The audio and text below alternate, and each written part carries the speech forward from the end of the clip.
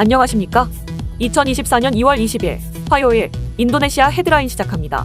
첫 번째 소식입니다. 지난 14일에 실시된 대통령 선거에서 현직 국방부 장관인 프라보워 후보가 다른 후보들을 크게 앞서는 것으로 나타났습니다.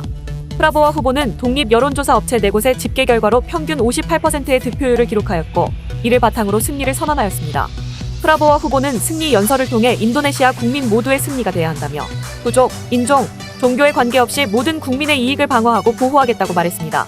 참고로 프라보워는 육군 중장 출신으로 수하르토 대통령의 독재체제 당시 사위이자 측근으로 인권 유린과 실종 사건에 연루되었다는 의혹으로 논란이 있었습니다. 이번 선거는 프라보워 후보에게 세 번째 대권 도전이었으며 그동안 조코위 대통령에게 패배한 바 있습니다. 하지만 그는 조코위 대통령의 장남인 기브란 나카부밍 나카를 부통령 후보로 지명하며 현 정부의 계승자를 자처하였고 조코위 대통령의 후광으로 많은 지지를 받았습니다. 그러나 공식 결과는 이달 말에 발표될 예정이며 그 전까지는 표본 개표 결과에 따른 예측일 뿐입니다. 다른 후보들인 간자르 프라노워 전 중부자바 주지사와 아니스 바스웨단 전 자카르타 주지사 등은 최종 결과를 기다리고 있습니다. 만약 프라보워 후보가 전국적으로 50% 이상 또는 각 주에서 20% 이상을 득표하지 못하면 1위와 2위 후보가 6월 26일 결선 투표로 승부를 가립니다. 그러나 50% 이상의 득표율을 기록하면 그는 10월 20일에 5년 임기를 수행하는 인도네시아의 8대 대통령으로 취임하게 됩니다. 다음 소식입니다. 인도네시아 대통령 선거에서 승리를 선언한 프라보워 수비안토는 조코위 대통령의 정책을 계승하면서도 자신만의 색채로 자립과 민족주의를 강조할 것으로 보입니다. 이에 따라 프라보워 정권의 인도네시아는 자립과 자강을 강조하는 외교를 펼칠 것으로 예상되며 이는 1955년 제3세계 비동맹의 집단적 정체성을 이끌어낸 반둥회의를 넘어서는 진화한 비동맹의 형태로 나타날 것으로 예상되고 있습니다. 또한 프라보워는 경제적으로 매력적인 인도네시아를 만들어 국내외적으로 정권의 지지 기반을 확고하게 만들려는 계획을 가지고 있습니다. 이 과정에서 니켈 등 핵심 광물, 곡물과 같은 자원의 무기화와 시장 개입의 사례가 더욱 빈번해질 것으로 보입니다. 한편 한국은 올해부터 2년간 유엔 안전보장이사회 비상임의사국으로 활동하며 다양한 국제회의 의장국 활동을 앞두고 있습니다. 이러한 상황에서 인도네시아의 지지와 협력은 매우 중요합니다. 특히 이번 선거에서 보여진 인도네시아 청년의 힘, 디지털 문화, 그리고 경제성장과 기후변화에 대한 인식은 한국과 인도네시아 간의 미래 파트너십을 발전시키는 데 중요한 주제가 될 것입니다. 또한 북한이 핵사용을 법제화하고 도발의 수위와 빈도를 높이는 상황에서 인도네시아가 한국과 함께 북한의 완전한 비핵화를 위해 양자 및 아세안 차원의 협력을 강화해 나가기로 한 점도 주목해야 할 부분입니다. 다음 소식입니다. 당선이 유력시되는 프라보워 후보는 조코위 대통령의 정치적 후계자로 경제정책도 계승할 것으로 예상되고 있습니다. 이에 시장의 반응은 조코위 대통령이 인도네시아의 경제성장을 이끈 만큼 이를 계승하는 프라보워 후보에 대한 기대감도 커지고 있습니다. 프라보워 후보는 조코위 대통령의 주요 정책인 수도 이전, 미 중간 중립 외교 등을 유지할 것으로 보입니다. 또한 조코위 대통령의 자원무기화 정책을 이어갈 것으로 예상되며 이는 인도네시아의 2045년 선진국 진입 목표를 지원합니다. 인도네시아 증시에서는 프라보워 후보의 승리가 유력하다는 소식에 종합지수가 2% 이상 급등했습니다. 이는 2022년 5월 이후 최대 상승폭으로 장에서는 프라보워 후보의 정책 계승에 대한 기대감을 표하고 있습니다. 블룸버그 통신은 프라보워의 빠른 승리는 선거가 길어졌을 때 발생할 불확실성을 제거하고 인도네시아 증시 및 채권으로 더 많은 외국인 투자를 유도할 수 있을 것이라고 전했습니다. 다음 소식입니다. 지난 14일 종료된 인도네시아 선거의 후속투표, 불만 시위, 그리고 부정선거 논란이 계속되고 있습니다. 인도네시아 선거관리위원회는 지난 14일 공식 선거가 종료됐지만 자연재해와 치안 문제로 인해 투표를 완료하지 못한 투표소들이 있어 후속투표를 진행할 예정이라고 밝혔습니다. 이에 따라 4개 주 5개 지역의 총 668곳 투표소에서 추가 투표가 이루어질 예정입니다. 투표를 완료하지 못한 원인으로는 중부 자바주의 홍수, 리아우 제도주의 투표용지 부족, 중부 파푸아주와 파푸아 산악주의 치안 문제 등이 있습니다. 특히 중부 파푸아주와 파푸아 산악주에서는 투표용지가 가짜라는 허위 정보로 인해 주민들이 투표소를 공격하는 폭력 사태가 발생했습니다. 선관위는 공식 투표 결과 발표일인 3월 20일까지 후속 투표를 통해 투표를 제대로 하지 못한 유권자들의 표심도 집계할 계획이며 후속 투표의 구체적인 일정은 아직 정해지지 않았습니다. 한편 이번 선거에서는 조코위 대통령의 대선 중립 의무 위반을 주장하는 시위가 일어나고 있습니다.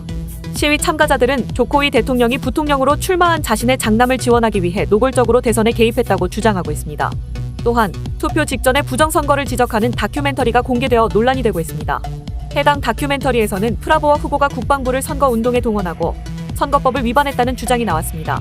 이 외에도 선거를 앞두고 돈봉투와 선물이 횡행하고 있다는 비판도 있습니다. 다음 소식입니다. 현대자동차가 올해 신차 6종을 인도네시아 시장에 선보이며 전기차 중심의 차량 포트폴리오 확대 전략을 강화한다고 밝혔습니다.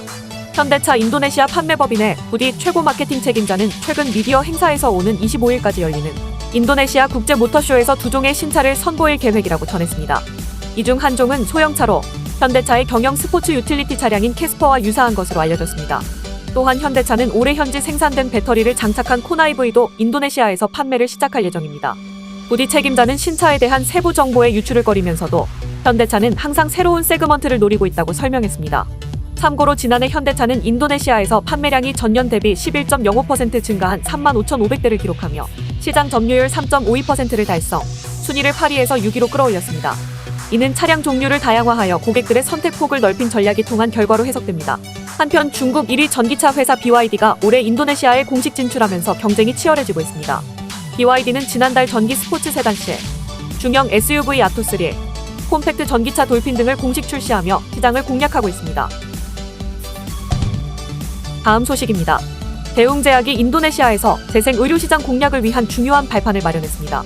지난 13일 인도네시아 현지 법인인 대웅바이오로직스 인도네시아가 인도네시아 보건부로부터 줄기세포 처리시설 허가를 받았다고 밝혔습니다. 해당 허가는 줄기세포 연구 및 생산시설에 대한 것으로 인도네시아 보건부와 식약처가 위생, 안전, 품질 관리 등 공정 전반을 검증하고 현장 실사를 거쳐 최종 승인을 내립니다. 참고로 줄기세포는 모든 종류의 세포로 분화할 수 있으며 스스로 복제할 수 있는 세포로서 손상된 인체 조직이나 장기를 재생하는 데 필수적입니다. 이번 허가로 대웅제약은 재생의료 사업의 핵심인 줄기세포를 현지에서 취급할 수 있게 되었습니다. 앞으로 대웅제약은 현지 병원과 의원과의 협력체제를 구축하고 난치성 질환 치료를 위한 연구를 추진할 계획입니다. 이를 통해 재생치료술, 세포치료제, 바이오 소재 에스테틱 시장에 진출할 계획입니다. 한편 인도네시아 제약시장은 2022년 13조 원에서 2026년에는 18조 원으로 성장할 것으로 전망되고 있습니다. 이는 인도네시아의 인구 증가와 빠른 고령화로 암, 퇴행성 뇌질환 등 난치성 질환이 증가하고 있기 때문입니다. 다음 소식입니다. 발리가 외국인 관광객을 상대로 관광기여금을 받기 시작했습니다.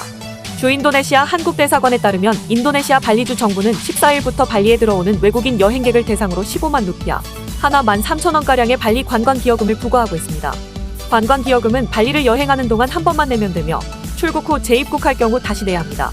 웹사이트나 스마트폰 앱 러브발리에서 신용카드 등으로 결제한 뒤 납부를 증명할 수 있는 QR코드를 받게 되며 발리 공항이나 항구에서 이를 제시하면 됩니다.